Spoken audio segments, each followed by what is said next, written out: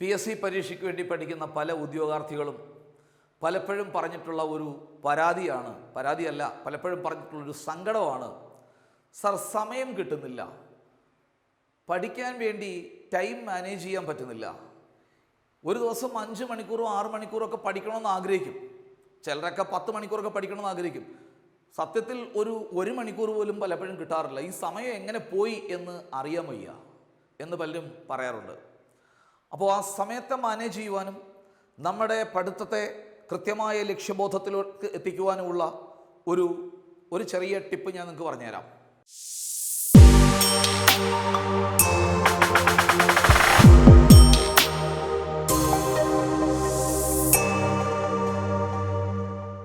എല്ലാവർക്കും PSC പനോരമയുടെ online class റൂമിലേക്ക് സ്വാഗതം. അപ്പോൾ എങ്ങനെയാണ് നമ്മൾ സമയത്തെ മാനേജ് ചെയ്യേണ്ടത്?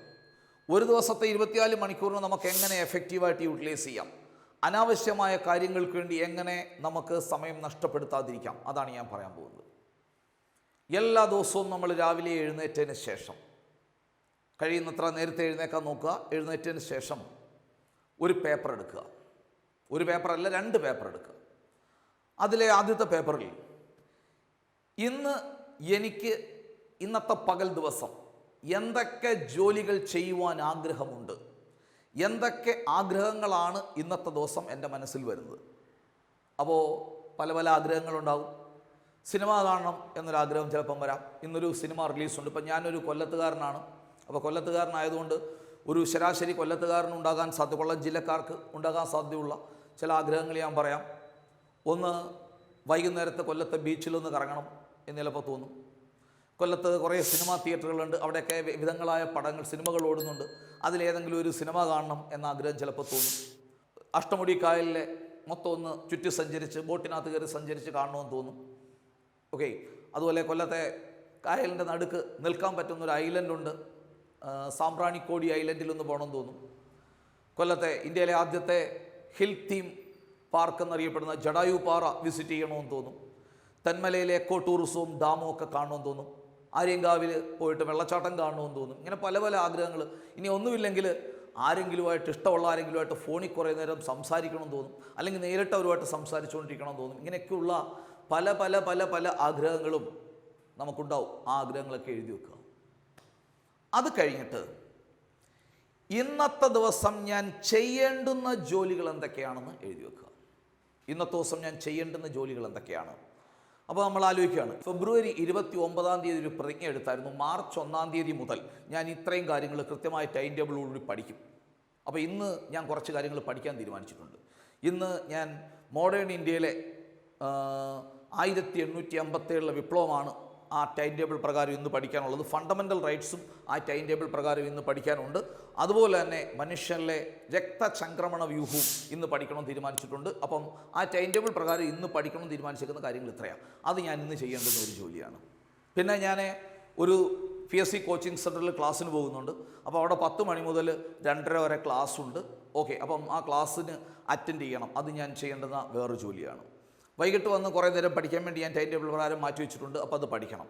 പിന്നെ വീട്ടിലെ കുറേ അത്യാവശ്യമായ കാര്യങ്ങൾ, ഒരിക്കലും ഒഴിച്ചുകൂടാൻ പറ്റാത്ത കുറേ കാര്യങ്ങൾ വീട്ടിൽ ചെയ്യേണ്ടതായിട്ടുണ്ട്. അത്തരം കാര്യങ്ങളൊക്കെ ചെയ്യേണ്ടതായിട്ടുണ്ട്.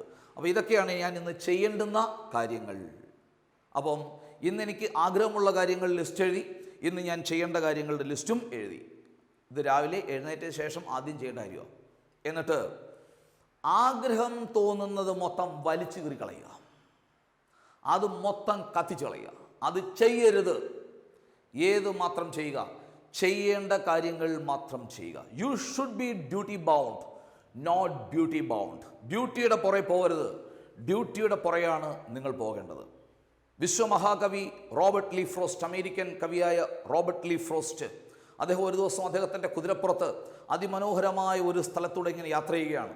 ആ സ്ഥലത്തിൻ്റെ മനോഹാരിത കണ്ടപ്പോഴേക്കും അദ്ദേഹം എവിടെ നിന്നാണ് വന്നത്, ഇനി എങ്ങോട്ടാണ് പോകേണ്ടത് എന്നുള്ള കാര്യങ്ങളൊക്കെ മറന്ന് ആ പ്രകൃതി സൗന്ദര്യത്തിൽ അബ്സോർബ്ഡായിട്ട് മതിഭ്രമം സംഭവിച്ച് അദ്ദേഹം അവിടെ നിൽക്കുകയാണ്. ഇനി എങ്ങോട്ട് പോകണമെന്നറിയില്ല, എങ്ങോട്ടും പോകണമെന്നില്ല, എവിടുന്ന് വന്നെന്നുള്ള ഓർമ്മയില്ല.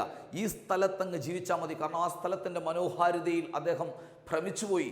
മറ്റുള്ള ജോലികളെ പറ്റിയുള്ള ബോധം നഷ്ടപ്പെട്ട് അവിടെ നിൽക്കുക. മതിഭ്രമം സംഭവിച്ചു, ബ്യൂട്ടിയിൽ അബ്സോർഡായിപ്പോയി, ഡ്യൂട്ടിയെ മറന്നുപോയി. ചെയ്യേണ്ട ജോലി എന്താണെന്നുള്ളത് മറന്നുപോയി. ഈ പ്രദേശത്തിൻ്റെ സൗന്ദര്യം കണ്ട് അതിൽ ഭ്രമിച്ചുപോയി. പക്ഷേ ഈ ഭ്രമം അദ്ദേഹത്തിൻ്റെ കുതിരയ്ക്കില്ല.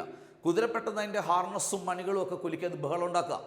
കുതിര ഡ്യൂട്ടി ബൗണ്ടാണ്. കുതിര പെട്ടെന്ന് കവിയെ ഈ സ്വപ്നത്തിൽ ഉണർത്തുകയാണ്. സ്വപ്നത്തിൽ ഉണർന്ന കവി പറയുകയാണ്, woods are lovely dark and deep but I have promises to keep and miles to go before I sleep.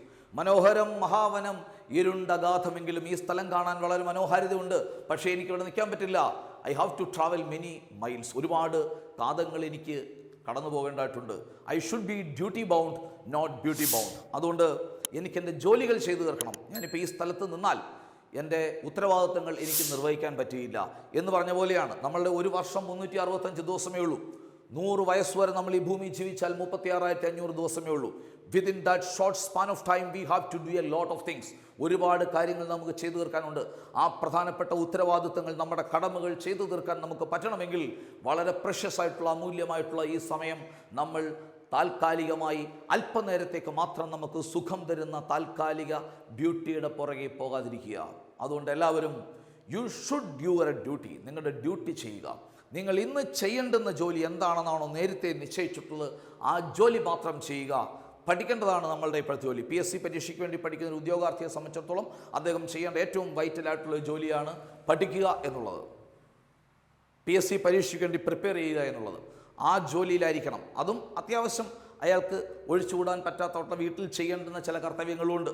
അതിനും മാത്രം സമയം ചിലവാക്കുക. ബാക്കിയുള്ള ഒരു സംഗതിയെപ്പറ്റി ചിന്തിച്ചു പോലും സമയം ചിലവാക്കരുത്. യൂട്യൂബ് പോലും കാണരുത് ആവശ്യമില്ലാത്ത കാര്യത്തിന് വേണ്ടിയിട്ട്. ഓക്കെ. അതുപോലെ ഫേസ്ബുക്ക്, സോഷ്യൽ മീഡിയ പ്ലാറ്റ്ഫോമുകളൊക്കെ ഇത്തരത്തിലുള്ള ഒരു സന്തോഷത്തിന് വേണ്ടിയാണ് അതിനെ നമ്മൾ ഉപയോഗിക്കുന്നെങ്കിൽ ഉപയോഗിക്കരുത്. നമ്മുടെ വിജ്ഞാനം വർദ്ധിപ്പിക്കുവാൻ വേണ്ടിയിട്ട് നമ്മളൊരു സൈറ്റിൽ ഡേറ്റകൾ കളക്ട് ചെയ്യുന്നു. അതിനുവേണ്ടി വേണമെങ്കിൽ നമുക്ക് സോഷ്യൽ മീഡിയ ഉപയോഗിക്കാം.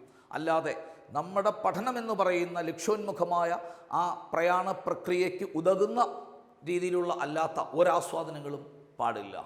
അപ്പോൾ എല്ലാ ഉദ്യോഗാർത്ഥികളും കേരള PSCക്ക് വേണ്ടിയുള്ള ഏത് പരീക്ഷയ്ക്ക് വേണ്ടിയാണോ പ്രിപ്പയർ ചെയ്യുന്ന ആ പരീക്ഷ ജയിക്കുവാനും അതിലൂടെ ഉദ്യോഗം നേടുവാനും അവർക്ക് സാധിക്കട്ടെ എന്ന് ഹൃദയത്തിൻ്റെ അടിത്തട്ടിൽ നിന്ന് ആത്മാർത്ഥമായി പ്രാർത്ഥിക്കുന്നു, ആശംസിക്കുന്നു.